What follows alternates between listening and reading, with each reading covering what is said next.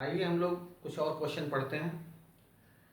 एक प्रश्न हमारे पास है, यदि tan a बराबर a बटे बी हो तो a sin a minus B cos A upon a sin a plus B cos a का मान ज्ञात कीजिए। बहुत अच्छा प्रश्न है, आसान सा। जल्दी से हम लोग इसको हल कर लेते हैं। हमें मान निकालना है a sin a minus B cos A upon a sin a और प्लस बी कॉस ए।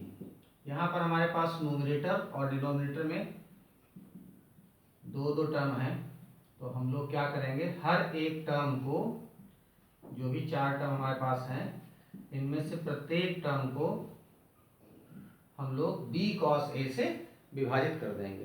तो इसको भाग दे देते हैं हम लोग b cos a से सभी को। तो यहाँ हो जाएगा b cos a, यहाँ भी हो जाएगा b cos a, यहाँ हो जाएगा b cos a और यहाँ भी हो जाएगा b cos a। तो देखिए ये तो कैंसिल आउट हो जाएंगे, 1 आ जाएगा।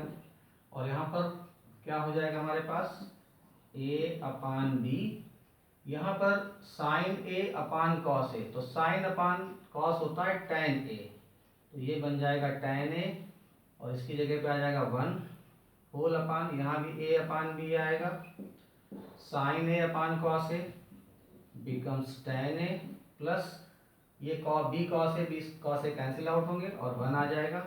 यहाँ लिखेंगे a अपान बी इंटू, ये tan a लिखा है और प्रश्न में दे रखा है tan a is equal to a upon B, minus का 1 ऐसे लिख देंगे।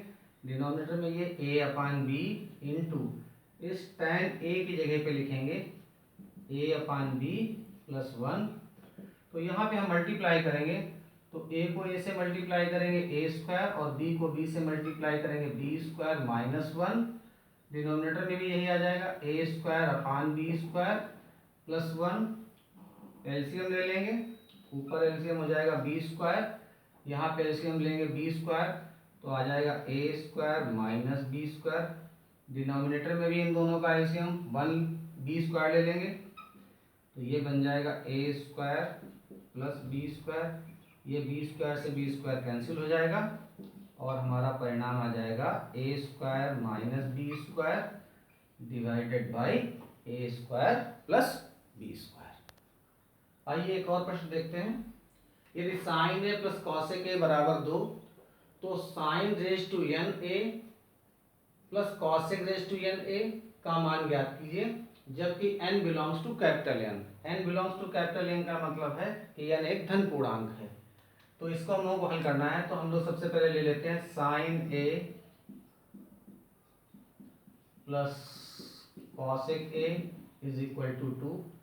साइन a को एज इट इज लिखा रहने देंगे।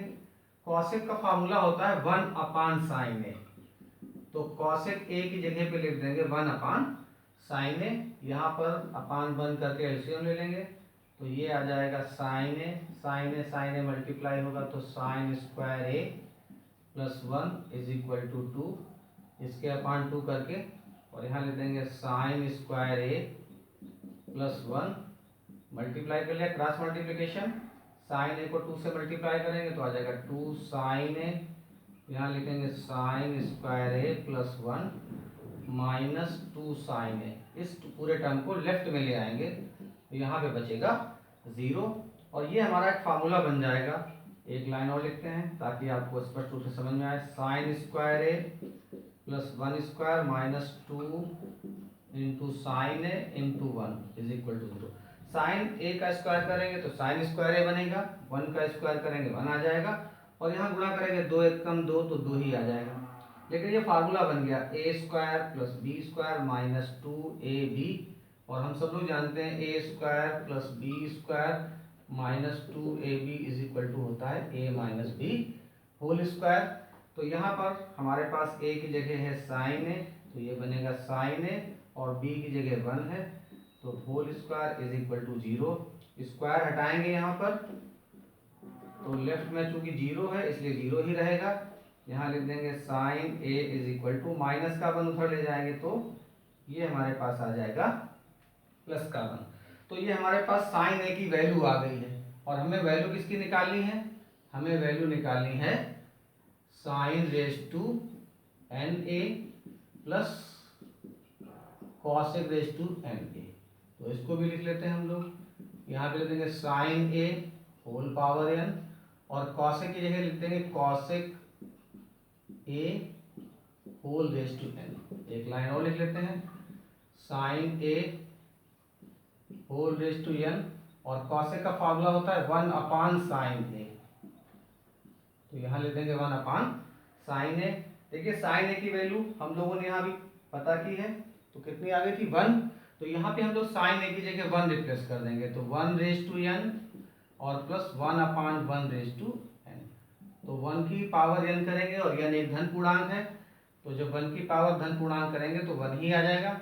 यहाँ 1 को 1 से डिवाइड करेंगे 1 आ जाएगा, और उसकी पावर n करेंगे तो फिर 1 आ जाएगा, और इन दोनों को ऐड करेंगे तो आंसर हमारे पास आ जाएगा 2। इस तरीके से हमारा ये आंसर आ गया। आइए एक और प्रश्न समझते हैं। यदि a cos a plus b sin a is equal to c हो तो सिद्ध कीजिए कि a sin a minus b cos a is equal to plus minus under root a square plus b square minus c square. इस तरीके के प्रश्न मिलते हैं। इसमें कभी ऊपर प्लस होता है, यहाँ माइनस होता है, और कभी उल्टा होता है, यहाँ प्लस मिलेगा तो यहाँ माइनस, और यहाँ माइनस होगा तो यहाँ प्लस। वो दोनों एक ही तरीके से हल किए जाते हैं। तो हम लोग जल्दी से इस प्रश्न को समझ लेते हैं। तो हमारे पास जो गिवन कंडीशन है वो है a cos a plus b sin a is equal to c। हम लोग क्या करेंगे, squaring both the side, squaring both the sides, दोनों पक्षों में वर्क कर देंगे। यहाँ लिख देंगे a cos a plus b sin a और इज इक्वल टू c, दोनों साइड में स्क्वायर करेंगे। यहाँ फार्मूला लगा देंगे, ये a इसको मान लेंगे, इसको b मान लेंगे, a प्लस b का होल स्क्वायर, तो ये हो जाएगा a square plus b square और प्लस 2a